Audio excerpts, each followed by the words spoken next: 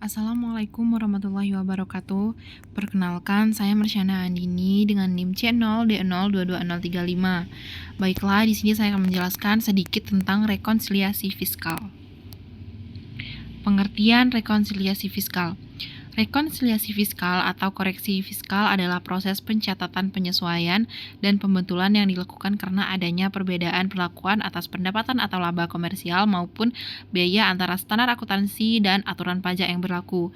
Dalam antrian akuntansinya, rekonsiliasi fiskal merupakan salah satu cara untuk dapat mencocokkan adanya beberapa perbedaan yang terdapat dalam laporan keuangan komersial yang telah disusun berdasarkan sistem keuangan akuntansi dan dengan laporan keuangan yang juga telah disusun berdasarkan penyusunan sistem fiskal. Kemudian perbedaan laba fiskal dan laba komersial. Laba fiskal dan laba komersial adalah dua konsep akuntansi yang digunakan untuk tujuan yang berbeda. Berikut adalah perbedaan antara keduanya. Yang pertama, tujuan penggunaannya.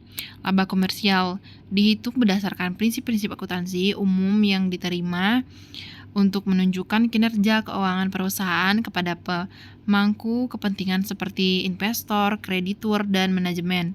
Laporan ini memberikan gambaran yang sebenarnya dan wajar tentang posisi keuangan dan hasil operasi perusahaan. Kemudian laba fiskal dihitung berdasarkan peraturan perpajakan yang berlaku di suatu negara. Tujuannya adalah untuk menentukan besarnya pajak yang harus dibayar perusahaan kepada pemerintah. Perhitungan ini mengikuti aturan-aturan yang ditetapkan oleh otoritas pajak dan bisa berbeda dari prinsip-prinsip akuntansi komersial. Terus yang kedua, aturan dan prinsipnya. Perbedaannya yang laba komersial mengikuti standar akuntansi seperti PSAK di Indonesia atau IFRS secara global. Standar ini lebih fleksibel dan seringkali mempertimbangkan estimasi dan kebijakan akuntansi tertentu. Laba fiskalnya mengikuti aturan perpajakan yang ditetapkan oleh Direktorat Jenderal Pajak. Aturan ini lebih ketat dan sering kali memiliki ketentuan yang berbeda dari standar akuntansi, terutama dalam hal pengakuan pendapatan dan beban. Yang ketiga, perbedaan pengakuan pendapat dan beban.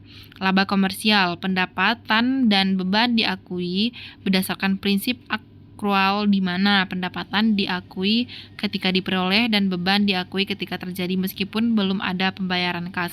Laba fiskal, pendapatan dan beban mungkin diakui berdasarkan prinsip kas atau prinsip lain yang ditetapkan oleh aturan perpajakan. Beberapa beban yang diakui dalam laba komersial mungkin tidak diakui sebagai beban yang dapat dikurangkan untuk tujuan pajak. Yang keempat, perbedaan dalam penyesuaian akuntansi. Laba komersial bisa melibatkan penyisihan untuk cadangan kerugian piutang, depresiasi aktiva tetap, dan amortisasi aktiva tidak berwujud berdasarkan estimasi manajemen. Laba fiskal, penyisihan ini mungkin berbeda karena aturan pajak memiliki ketentuan khusus mengenai depresiasi dan amortisasi yang bisa berbeda dari standar akuntansi komersial. Misalnya, tarif penyusutan untuk tujuan pajak mungkin diatur secara khusus dan tidak sesuai dengan kebijakan akuntansi perusahaan. Yang kelima, contoh perbedaan. Contoh perbedaannya. Beban penyusutan. Dalam akuntansi komersial, perusahaan mungkin menggunakan metode garis lurus atau saldo menurun ganda untuk penyusutan.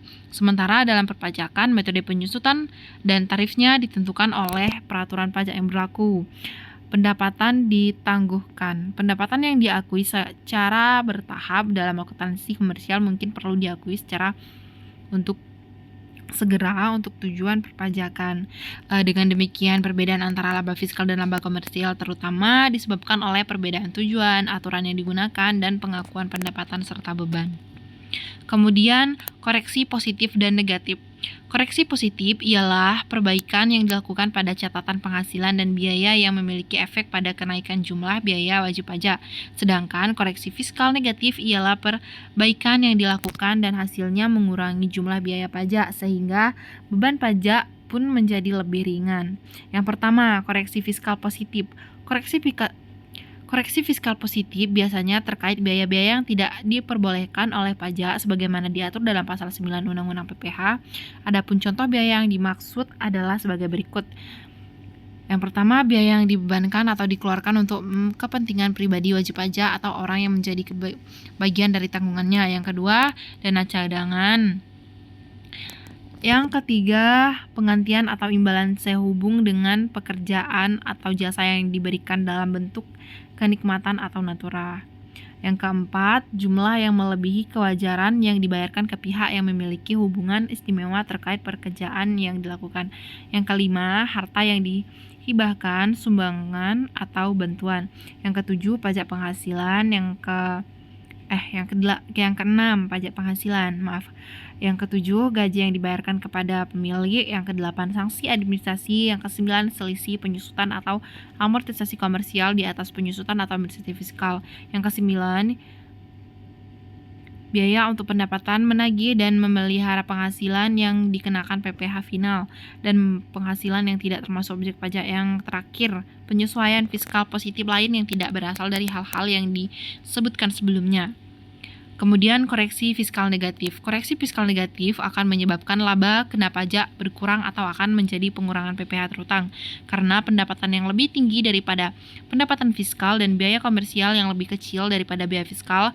Adapun penyebab dari munculnya koreksi fiskal negatif biasanya dari penghasilan yang dikenakan PPh final dan penghasilan yang tidak termasuk dalam objek pajak namun termasuk dalam peredaran usaha. PP pasal 4 ayat 2 dan selisih penyusutan amortisasi komersialnya di bawah penyusutan atau amortisasi fiskal dan penyesuaian fiskal negatif lainnya. Berikut ini contoh jenis koreksi fiskal negatif adalah penghasilan transaksi saham, penghasilan hadiah atau undian, penghasilan yang bukan merupakan objek pajak, penghasilan dari bunga, deposito dan tabungan, dan penghasilan transaksi pengalihan harta. Kemudian perhitungan PPh badan. Perhitungan pajak penghasilan badan di Indonesia dilakukan berdasarkan ketentuan yang berlaku dalam Undang-Undang Pajak Penghasilan dan peraturan pelaksanaannya. Berikut ada langkah-langkah umum untuk menghitung PPh badan. Yang pertama, menentukan penghasilan kena pajak atau PKP. Mulailah dengan menghitung total penghasilan bruto, kurangkan dengan biaya-biaya yang diperbolehkan, biaya operasional, depresiasi, dan lain-lain untuk mendapatkan penghasilan neto. Terus kemudian kurangkan lagi dengan kompensasi kerugian fiskal jika ada, hasilnya adalah penghasilan kena pajak. Yang kedua, menghitung PPh badan terutang. Setelah PKP diperoleh, hitung PPh badan dengan tarif yang berlaku berdasarkan ketentuan terbaru. Tarif PPh badan di Indonesia adalah 22% untuk tahun pajak 2020 sampai 2021 dan akan menjadi 20% untuk tahun pajak 2022 dan seterusnya. PPh badan terutang. PKP dikali dengan tarif PPh badan. Yang ketiga, mengurangi dengan kredit pajak. Kurangkan PPh badan terutang dengan kredit pajak yang tersedia seperti PPh 23, PPh 25, PPh 26 yang telah dipotong atau dibayar di muka. Kemudian hasilnya adalah PPh badan yang harus dibayar atau dikembalikan jika terjadi kelebihan bayar. Kemudian jurnal perhitungan PPh badan. Menyusun jurnal perhitungan pajak penghasilan PPh badan memerlukan beberapa langkah termasuk identifikasi pendapatan kena pajak, pengurangan biaya-biaya yang dapat diakui, dan penerapan tarif pajak yang berlaku. Kemudian ini ada contoh jurnal perhitungan PPh badan. Contohnya, misalkan sebuah perusahaan memiliki pendapatan kena pajak sebesar 1 miliar dan total biaya yang dapat diakui sebesar 600 juta, maka penghasilan kena pajak adalah 400 juta. Tarif pajak yang berlaku adalah 22%. Perhitungannya, penghasilan kena pajak 1 miliar dikurangi 600 juta sama dengan 400 juta. PPh badan terutang 22% dikali 400 juta sama dengan 88 juta. Jurnal akuntansinya mencatat beban pajak penghasilan. Beban pajak penghasilannya di debit 88 juta dan utang pajak penghasilannya dikredit 88 juta. Ini mencatat kewajiban pajak yang harus dibayar oleh perusahaan. Kemudian mencatat pembayaran pajak jika dibayar. Utang pajak penghasilan di debit 88 juta dan kas dikredit 88 juta. Ini mencatat pembayaran pajak yang dilakukan oleh perusahaan. Itulah materi saya. Mohon maaf jika ada kurang dan salahnya. Saya akhiri dengan wassalamualaikum warahmatullahi wabarakatuh.